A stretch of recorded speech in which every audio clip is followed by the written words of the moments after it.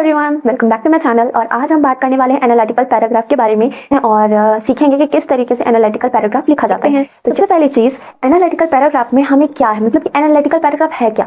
तो analytical paragraph वो होता है, मतलब एनालिटिकल पैराग्राफ में आपको किसी भी चीज़ को एनालाइज करना होता है। इसमें आपको पाई चार्ट या ग्राफ या कोई भी मतलब फिगर हुआ होता है जिसे आपको एनालाइज करना होता है, मतलब ध्यान से समझना होता है और उसी चीज़ को हमें लिखना होता है पैराग्राफ, बस और कुछ नहीं।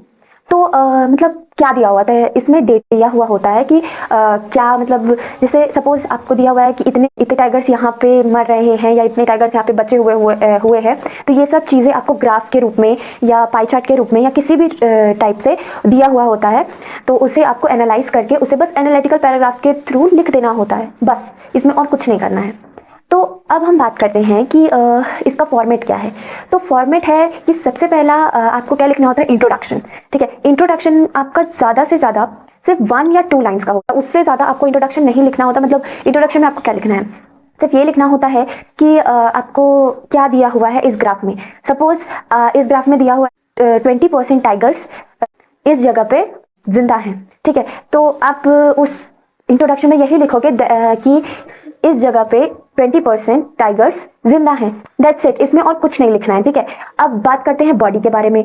तो आता है बॉडी। तो बॉडी में हमें क्या लिखना होता है, तो बॉडी में हमें ज़्यादा कुछ नहीं, हमें जनरली सिर्फ 2 पैराग्राफ्स में बॉडी को कंप्लीट करना होता है। ठीक है, मतलब बॉडी में आपको क्या लिखना है, ये लिखना होता है कि बॉडी जो ग्राफ या पाई चार्ट जो भी चीज़ आपको दिया हुआ है डेटा, उसमें क्या है, वो क्या चीज़ है, या कंपैरिजन। अगर आपको कंपैरिजन करने को बोलेगा तो आपको कंपैरिजन करना है, नहीं बोलेगा तो नहीं करना है।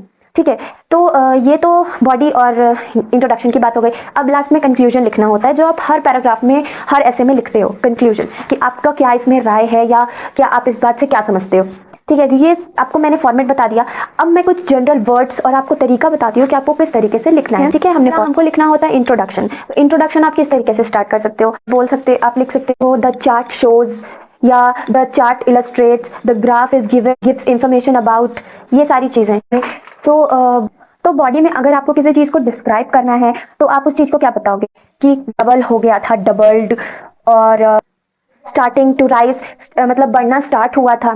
दूसरा आप बोलोगे डिक्लाइन, घट गई थी, फ्लक्चुएट, कभी बढ़ रही थी कभी घट रही थी। ठीक है, पीक्ड, सबसे ऊपर कब पहुंची थी। ठीक है, तो ये मतलब बहुत सारे वर्ड्स हैं, आप देखना पढ़ना। तो ये सारी चीज़ें सिर्फ मतलब मैंने अभी आपको बताया कि डिस्क्राइब, अगर आपको किसी चीज़ को करना है उस ग्राफ में बॉडी में, तो आप किस तरीके से डिस्क्राइब, मतलब कौन कौन से वर्ड को यूज़ करके डिस्क्राइब करोगे।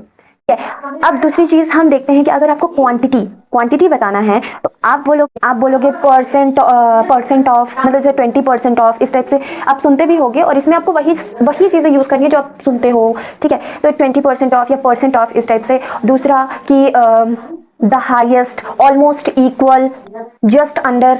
ठीक है, तो ये सारी चीज़ें आपको, जैसे आपको किसी चीज़ की क्वांटिटी बता रहे होगे आप, तब इन वर्ड्स का आप यूज़ करोगे। ठीक है, अब मैंने बोला था अगर आपको कंपैरिजन करने के लिए बोल रहा है तो आपको कंपैरिजन भी करना होगा। तो इन कंपैरिजन में आप कौन कौन से वर्ड यूज़ कर सकते हो, जैसे सिमिलरली, इन कंपैरिजन, और बहुत सारी चीज़ें। ठीक है, अब हम कंक्लूजन में क्या लिखेंगे।